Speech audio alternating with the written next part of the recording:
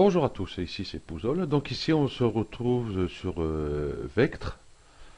vectre.com. Comme ça, hop, c'est clair. Là je suis toujours euh,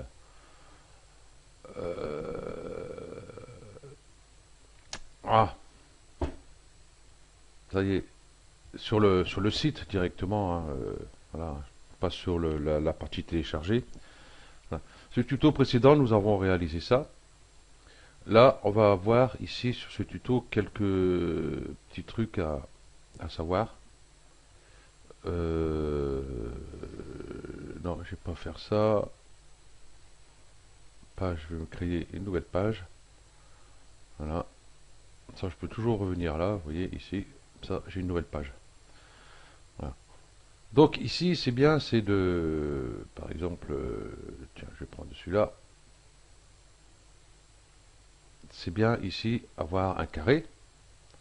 Bon, ce carré, si on double-clique dessus, on peut réaliser ceci. Il n'y a pas de souci avec les petites poignées là. Faire quelque chose assez spécial. Mais nous, on voudrait, par exemple, c'est avoir un point ici, ah, comme je viens de faire. Voilà. Bah, il suffit de cliquer dessus, vous voyez, il y a un point qui se forme ici.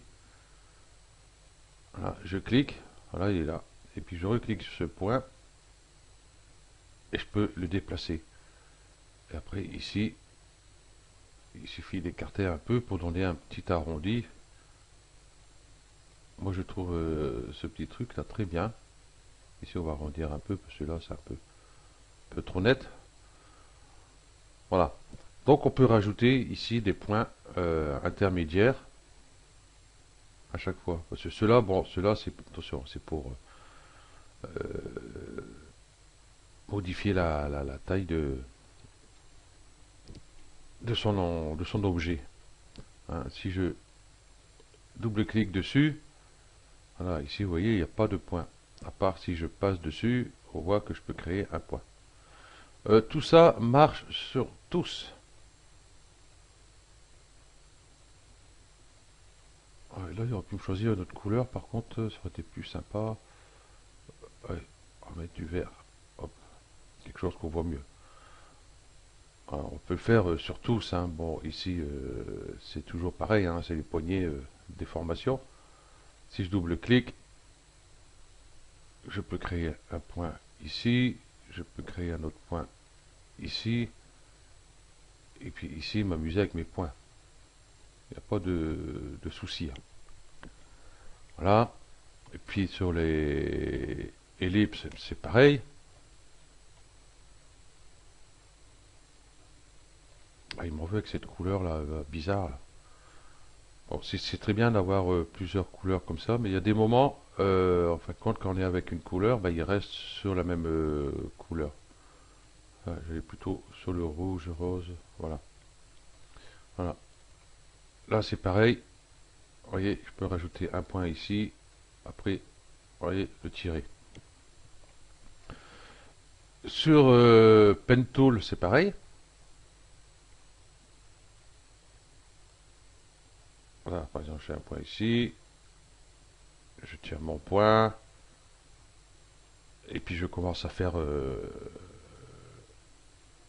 ma forme. Et puis, pendant un moment, toc, pendant un moment, on va se dire, c'est pas ça que j'ai dû faire. Je fais CTRL Z. Hop, CTRL Z. Voilà. J'aurais dû faire entrer au lieu d'aller cliquer là-haut. Voilà. On a sa forme, on a mis ses points, hein, grosso modo, hein, et après on reprend ses points pour ajuster, et puis on voit qu'il manque un point. Donc là c'est pareil, vous voyez, je peux rajouter des points intermédiaires. Il n'y a pas de souci. Par contre, il y a un petit par contre, c'est, je vais peut-être supprimer tout ça, parce que là ça commence à être un peu le bordel. Ah, il n'y a pas pris cela. Qu'est-ce que tu me fais? Voilà. Ok. Par contre, ici, avec le Pencil Tool, hein, l'outil crayon, euh, n'allez pas rajouter des points. Si je fais double-clic, vous voyez le nombre de points qu'il y a. Pour ça, c'est un truc assez à éviter, hein, à moins que vous dessiniez. Parce que ici, les points, il y a trop. Hein. Si je sélectionne celui-là, que je fais sup, voilà. Donc je peux en supprimer, ça c'est sûr, pour essayer de récupérer à peu près une forme que je veux, mais c'est pas très pratique, je trouve, celui-là. Parce que ici, vous voyez, il donne des à-coups, vous voyez, on a des petites arêtes un peu partout, hein. Ici, bon, ici j'ai enlevé quelques-uns, mais ici on voit mieux, vous voyez. Là, ces deux-là, je vais zoomer dessus. Euh, ah, ah, ça aussi c'est bien. Vous voyez ce que ça donne, en fin de compte. Donc, si on fait un trait avec ce crayon-là, hein, on est obligé de reprendre ces points ici pour donner un arrondi propre. Donc, il faut double-cliquer dessus et puis essayer de voir pour rattraper ça. Et sur une forme assez complexe, ça risque d'être bazar vite fait. Donc là, il n'y a pas besoin de rajouter de points. Hein. Là, si on rajoute des points, il y a un petit souci. Hein. Là, c'est plutôt en enlever puis reprendre avec les poignets pour faire. L'outil texte. Par contre, là, ah, il passe vite fait à 300, lui. L'outil texte. Je vais mettre mon texte là.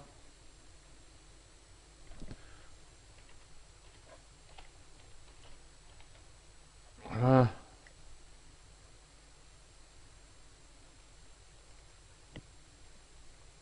Voilà. Là, bon, je vais l'agrandir manuel. Plutôt. Ah.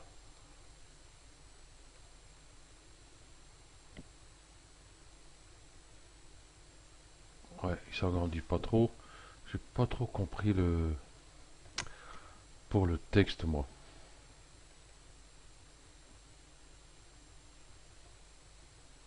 Voilà. On va mettre beaucoup plus grand. On va le mettre ici plutôt. Ah. Là. Je vais mettre là, il fait à 14 pixels. Je vais mettre 100. Voilà. Par contre, si je double-clique dessus, voilà, je peux changer le texte. Je peux pas rajouter des points pour déformer mes lettres. Je trouve ça dommage. Il doit y avoir certainement un truc pour la centrer. Hein. Ça c'est le mode voilà, normal, italique. Voilà. Ça c'est le fond. Hein, vous voyez, on peut pas tellement modifier. Bon, à part la couleur, bien sûr. Voilà, et puis donner des petits reflets.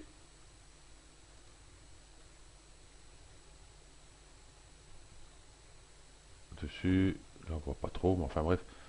Bon, ça, c'est sûr, on peut pas rajouter des points et puis déformer un peu les lettres. C'est un peu dommage, par contre. Ok, qu'est-ce qu'il y avait à dire encore ben, pas grand-chose. Hein. Là, je crois qu'on a fait le tour. Hein. Tout le monde arrivera à se débrouiller avec ça.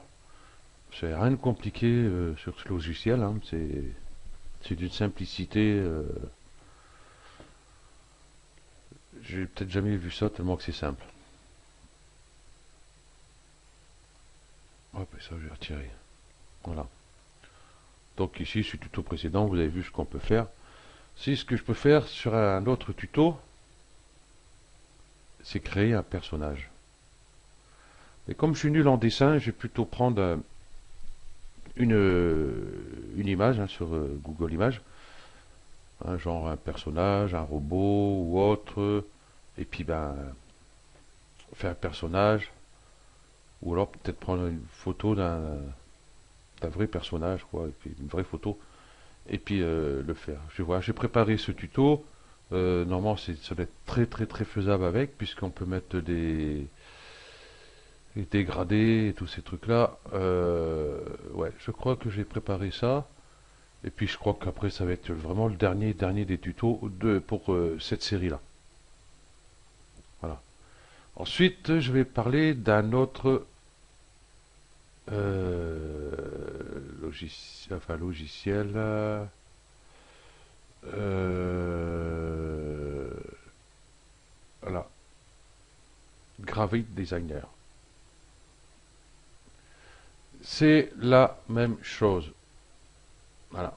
On peut travailler en ligne ou là le télécharger et l'installer sur son ordinateur. Et là, bah, c'est vrai que on a juste un petit coup de molette. Là, vous voyez, bon ici il y a la page, ici il y a les calques. Voilà. On a pas mal d'outils, on a pas mal d'options par rapport à l'autre. Celui-là, il est un peu plus complet. Hein, celui-là, il n'est pas d'une simplicité comme l'autre, mais il reste simple.